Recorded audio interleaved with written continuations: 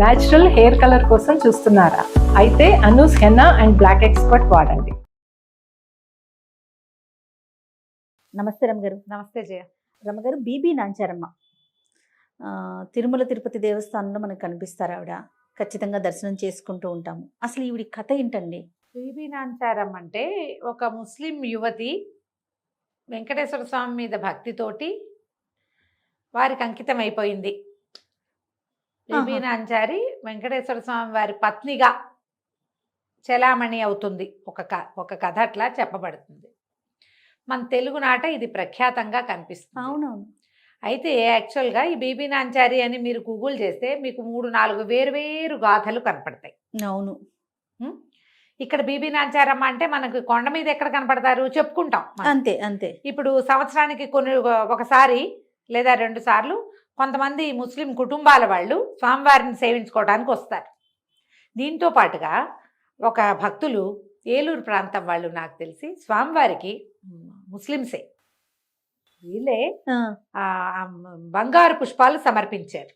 108 బంగారు పుష్పాలు తామర పువ్వులని వాళ్ళ కుటుంబం నుంచే సమర్పించడం జరిగింది. ఇంచుమించు ప్రతి మంగళవారము అష్టదళ పాద పద్మారాధన సేవ చేస్తారు వెంకటేశ్వర స్వామి వారికి. అప్పుడు 108 బంగారు పువ్వులతోటి పూజిస్తారు. ఆ పద్మాలు సమర్పించింది ఒక ముస్లిం కుటుంబం. ఆ ప్రాంతం నుంచి ప్రతి సంవత్సరము వాళ్ళు వచ్చి సేవించుకుంటారు స్వామివారిని. వాళ్ళకి ఆయనకి అచంచలమైన భక్తి విశ్వాసాలు ఎందుకు కుదిరినాయో, ఎలా కుదిరినాయో, వాళ్ళ కుటుంబ నేపథ్యం అలాగే ఉంది, వాళ్ళ పద్ధతులన్నీ ఉన్నాయి. స్వామివారి సేవాకాలం కూడా అందులో ఒక భాగంగా ఉన్నది. ఇది ఒక ప్రత్యేకమైన విషయంగా చెప్పబడుతుంది. అయితే ఈ బీబీ నాంచారమ్మ అనే ఆవిడ ఇక్కడ మనకి ఈ తిరుపతి ప్రాంతంలో వచ్చి ఉన్నదని, స్వామివారి కోసం ఆయన కోసం భార్య కావాలని తపస్సు చేసిందని చెప్తారు. ఈ బీబీ నాంచారి అంటే, నాంచారి అంటే తెలుగు పదం కాదు, అది మనకి నాంచారమ్మ అని ఉంది, అమ్మవారి ఉంది కదా, నాంచారమ్మ అని ఉంది, గ్రామదేవత ఉంటుంది. నాచియార్ అనే ద్రవిడ నామం మీద నుంచి ఈ నాంచారుగా మారిందని చెప్తారు. నాంచారమ్మ అంటే అమ్మవారు. ఈ బీబీ అనేది ఎందుకు పెట్టారంటే తురుష్క నాచియార్ అని, అది తమిళ ఆవిడ, అదే మన తురుష్కలకి సంబంధించిన ఆవిడ, సాయిబ్ ఆవిడ లేకపోతే తురక ఆవిడ ఇలా చెప్తారు. దాంతోపాటుగా ఈ పేరు ఏంటంటే మన ముస్లిమ్స్ మనం మామూలుగా చెప్పుకునే భాష, ఊళ్ళల్లో చెప్పుకునేటప్పుడు బూబు అంటారు, బూబమ్మ అంటే బీబీ అనమాట. బీబీని బూబమ్మగా అంటారు. అవునవును, మన వైపు అంటారు కదా. అవునండి. అయితే మనకి 2 ప్రత్యేకమైన గాథలు ఏం కనపడతాయంటే, శ్రీరంగంలో కూడా ఒక తురుష్క నాట్యారు ఉంది అమ్మవారు. సంవత్సరానికి ఒక్కరోజు ఆమెను సేవిస్తారు. స్వామివారు అక్కడికి వెళ్తారు తురుష్క నాట్యారి దగ్గరికి, ఏడాదికి ఒక్కరోజు. శ్రీరంగంలో కూడా ఒక తురుష్క నాట్యారు ఉంది. ఇది కాకుండా మేల్కోటైలో ఇంకొక తురుష్క నాట్యారు ఉంది.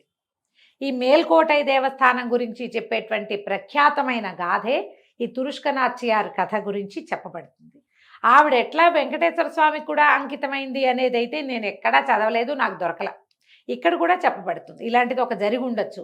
అయితే ఈ తురుష్కులని చెప్పబడే ఆవిడ పూర్తి ముస్లిం కాదని దూదేకుల వాళ్ళు అని చెప్తారు. అంటే తర్వాత కాలాల్లో మారిన వాళ్ళు అని ఏదో ఒక కథ నడుస్తూ ఉంటుంది.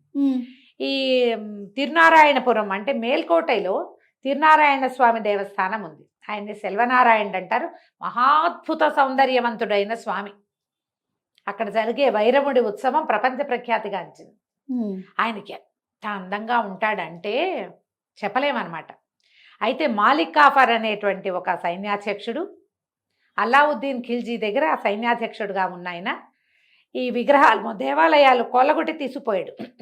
మైసూరు చుట్టుపక్కల, మేల్కోట అంటే మైసూరు చుట్టుపక్కల కదా కర్ణాటకలో. ఈ దేవాలయాల్ని కొల్లగొట్టి తీసుకుపోయినప్పుడు సెల్వనారాయణ విగ్రహాన్ని కూడా అతను పట్టుకెళ్ళిపోయాడు. పట్టుకెళ్ళి తను కొల్లగొట్టుకొచ్చిన సంపదని ప్రదర్శిస్తే ఆ సంపదలో విగ్రహ స్వరూపంలో ఉన్న ఈ సెల్వనారాయణుడిని ఈవిడ రాజకుమార్తె అప్పుడున్న మాలిక్ కాఫర్ కూతురు అంటారు. కానీ మాలిక్ కాఫర్కి సంతానం లేదని కూడా కొన్ని గాథలు కనపడతాయి. ఆయన తృతీయ ప్రకృతి అని కూడా కొన్ని చోట్ల కనిపిస్తుంది. అవునో కాదో మనకు తెలియదు. అదేలేండి. ఇప్పుడు గూగుల్లో కనపడే వార్తలే ఇవి. మాలిక్ కాఫర్ కూతురు అంటారు, సుల్తాన్ కూతురు అని కూడా చెప్తారు. ఆమె పేరు సురతాని అనే పేరున్న అమ్మాయి ఆ విగ్రహాన్ని తీసుకుపోయింది తనతోటి. తీసుకెళ్ళి ఆ విగ్రహానికి స్నానం చేయించి చక్కగా అలంకారం చేసి వస్త్రాలు తొడిగి ఎలాగ అభిషేక సేవ స్వామివారికి ఎలా జరుగుతాయో అలాంటివి జరపటం మొదలుపెట్టింది. క్రమంగా ఆ విగ్రహంతో ప్రేమలో పడిపోయింది. ఆ విగ్రహం లేకుండా ఉండేదే కాదట. అయితే ఆ సమయంలో ఇది 12వ శతాబ్దం 10-12 శతాబ్దాల మధ్యలో జరిగింది. భగవద్ రామానుజులు కొంతమంది శ్రీ వైష్ణవులతో కలిసి అక్కడికి ఢిల్లీ సుల్తాన్ దగ్గరికి వెళ్ళారు. వెళ్ళి మా స్వామివారిని మాకు ఇచ్చేసేయమని, అదొక్కటి వారిని ఒక్కరిని ఇవ్వమని అడిగారట. అడిగితే ఆయన, ఇగో అవన్నీ తెచ్చినవన్నీ ఇక్కడ పడేసాము, మీకు కనపడితే తీసుకెళ్ళమంటే ఈయన యువతలే ఉన్నారట. అప్పుడు ఆయన సెల్వ పిళ్ళై రా ఇంటికి వెళ్ళిపోదామని పిలిస్తే విగ్రహం నడిచి వచ్చిందని కథ చెప్తారు. అబ్బా, సెల్వ పిళ్ళై అని పిలుస్తారు ఆయన. ఎంత అందంగా ఉంటాడంటే సెల్వనారాయణుడు జయ. తిరునారాయణపురం మేల్కోటలు అక్కడ నిలబడితే మనం ఆ సౌందర్యం తట్టుకోలేం. మనం బాగుంటుంది విగ్రహం. ఎవరైనా మలిచిన స్వరూపానికి అట్లాంటి ఏమనాలి అప్రాకృత సౌందర్యం ఎలా వచ్చిందో అర్థం కాదు మనకి. మామూలుగా మనకు వెంకటేశ్వర స్వామి పరమాత్మ స్వరూపుడు, ఆయనే. ఇప్పుడు కానీ ఏంటి, మనకు అంత పెద్ద విగ్రహము నేరుగా అట్లా ముఖంలోకి చూడగలిగే సత్తా చాలదు మనకి. అవును, దృష్టి నిలవదు జయ. మేము చూసామని చెప్తారు, చాలా తప్పు, అది జరగదు అసలు. అట్లా మనము ఆ అలంకరణ, ఈ తిరుమాలల తోమాలలు ఉంటాయి వాటిలోకి వెళ్ళిపోతాము, ఆ గడ్డం వాటిలోకి వెళ్ళిపోయి స్వామివారి ఆ నిజ సౌందర్యాన్ని మనం బాగా చూడలేకపోతాం. అభిషేక దర్శనాలు అప్పుడు కూడా దృష్టి పోతూ ఉంటుంది. అవునండి, అవును, బుద్ధి నిలబడదు. ఈ తిరునారాయణ స్వామి ఎదురుగుండా నిలబడితే ఉంటే ఇట్లా మనం ఎటు చూస్తే ఆయన మన వైపు చూసినట్టు ఉంటాడు. కళ్ళు కదపనివాడు తన మీద నుంచి. బాగుంటాడో. ఆ స్వామివారి విగ్రహం నడిచి వచ్చింది, రామానుజుల ఒళ్ళో కూర్చున్నారట. ఆయన స్వరూప విగ్రహాన్ని తెచ్చేసుకున్నారు. తీసుకొస్తే ఎప్పుడైతే విగ్రహం తన దగ్గర నుంచి అంతఃపురంలో నుంచి నడిచొచ్చి, ఎందుకంటే ఈ సామాన్ల కొట్టులో లేదు విగ్రహం, అదే యువరాణి దగ్గర ఉన్నాడు, అంతఃపురంలో నుంచి నడిచొచ్చాడని చెప్తారు. ఇప్పుడు మహత్యాలు జరగవు, మహిమలు జరగవు కలియుగంలో, వేదవ్యాసులే చెప్పారు అని చాలా మంది పెద్దవాళ్ళు అంటారమ్మా.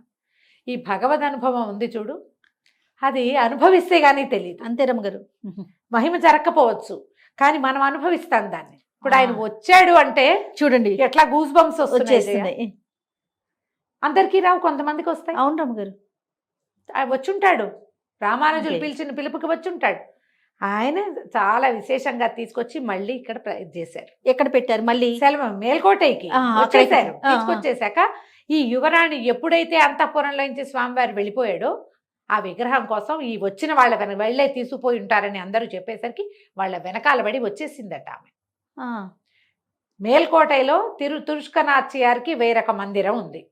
వచ్చేసి ఆవిడ ఇక్కడే ఉండిపోయింది, వదిలి వెళ్ళలేకపోయింది. ఓకే, బా, ఆమె ఇక్కడే ఉంది. తిరునారాయణపురంలో ఉన్నది ఆమెకు ఒక చిన్న మందిరం.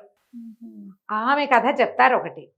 శ్రీరంగంలో ఉన్న అర్చావతారాన్ని కూడా అలాగే తీసుకుపోతే ఇది మన ఔరంగజేబు కూతురని, అల్లావుద్దీన్ ఖిల్జీ కూతురని, మాలిక్ కాఫర్ కూతురని ఇలా వేరు గాథలు చెప్తారు. కానీ అక్కడ శ్రీరంగంలో కూడా ఒక తురుష్కనాథ్యారు ఉన్నది.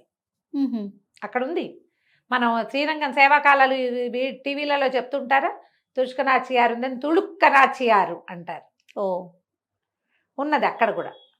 ఇప్పుడు ఈ కథల్లో ఏదైనా నిజమై ఉండొచ్చు. ఒక్కసారి ఆ స్వరూపాన్ని కంటితో గనక చూస్తే ఎవరైనా గుండెని తీసుకెళ్ళి ఆయన పాదాల ముందు పెట్టేయాల్సిందే. అంతే, దాసోహమే అయిపోవటమే. అలా అయిపోయి ఉండొచ్చు. ఆ బీబీ నాచ్యార్ అనే ఆవిడ కూడా, ఆ నాంచారమ్మ అనే ఆవిడ కూడా ఇలాగే జరిగి. సో తిరుమల తిరుపతి దేవస్థానానికి సంబంధించి మనకి ఎలాంటి కథనము? ఈ బీబీ నాంచారమ్మ అని చెప్తారు. ఒక ఆవిడ భగవంతుడిని ప్రేమించి ఆయన కోసమే తన జీవితాన్ని త్యాగం చేసింది. వివాహం చేసుకోలేదు, స్వామివారిని సేవించేది. ఇప్పుడు తరిగొండ వెంగమాంబ గారి కథ చెప్పుకుంటాం కదా, అలాగే ఇట్లా ఒకటి ఒక 300-400 సంవత్సరాల క్రితం జరిగిందని చెప్తారు. భగవంతుడే ఈ మతాన్ని విడిచిపెట్టాడు, అన్ని మతాలు ఒకటేనని అన్నాడు.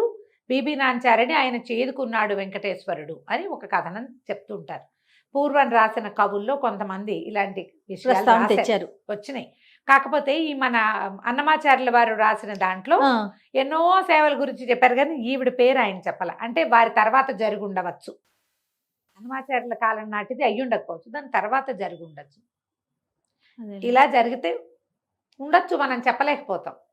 కానీ ఈ బీబీ నాంచారు అన్న మాటను మనం తలుచుకుంటే నీకు భగవంతుడికి లోబడటానికి భగవద్ వైభవాన్ని మనం చవి చూడ్డానికి కానీ, భగవద్ విలాసానికి మనం మనం మన మనసు చిక్కటం కానీ, దానికి మతాలు కులాలు ఏమి అడ్డం రావమ్మా. అస్సలు అది ఏది అడ్డం రాదని చెప్పటానికే ఈ గాథలు ప్రత్యేకంగా చెప్తారేమో అనుకుంటాను నేను. 100%. కానీ ఇక్కడ ఈవిడికి ఏదైనా పూజ చేస్తున్నట్టు అట్లా అయితే మనకి కనపడదు. విగ్రహ రూపం కూడా మనం ఎక్కడ చూడం కదా పెద్దగా రమ్మగారు. చూడం. కథ ఒక అలా వెనకాల నడుస్తూ ఉంటుంది తప్పిస్తే ప్రత్యేకంగా ఇది ఆవిడ ఇల్లని, ఇది గుడని, మరి తిరుపతి ప్రాంత వాసులకి ఏమైనా తెలిసేమో, మనలాగా బయట నుంచి వెళ్ళే వాళ్ళకైతే తెలీదు. ఊరికే ఇలాంటి ఒక గాథ. ఇప్పుడు మంగాపురం వింటాం మనం కదా రమ్మగారు. శ్రీనివాస ఖచ్చితంగా. మంగాపురం ఉంది, అలివేలు అలివేలు మంగాపురం మంగాపురం ఉంది, ఉంది. అమ్మవారు ఉంది. రాత్రిపూట స్వామివారు దిగొస్తాడని పవళింపు సేవామంగానే ఆయన కొండ దిగి పద్మావతి దేవి దగ్గరికి వస్తాడు. ఇలా గాథలు చెప్పుకుంటాం అవును. ఆమె కిందే ఉంటుందని. కానీ ఇది మనకి ఏమంటారు, పుస్తకబద్ధంగా కావ్యాల్లోనూ కథల్లోనూ కనపడేదే తప్పిస్తే మనకి అవును. వివరంగా తెలియదు కదా. అవును. ఈ బీబీ నాంచారమ్మ కథ కూడా అంతే, అలాగే కనిపిస్తుంది. కానీ మనం తిరునారాయణపురంలో అది మేల్కోటైలో, తర్వాత ఏమో ఇక్కడ కూడా శ్రీరంగంలో కూడా ఇది ఖచ్చితంగా మనకి కనిపిస్తుంది అన్నమాట.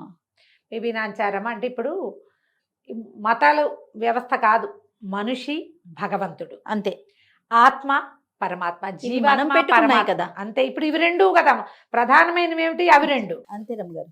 మిగిలిన వ్యవహారం అంతా పైకున్న షెల్ అంతా ఈ కొండ పెంకులన్నీ మనం ఏర్పరచుకున్నవి కదా. అంతే కదా. అది ఇలా ఆలోచిస్తే ఈ కథలన్నీ నిజమే జరిగే ఉండవచ్చని అనిపిస్తుంది. అంతే రమ్మగారు. నమస్తే. నమస్తే.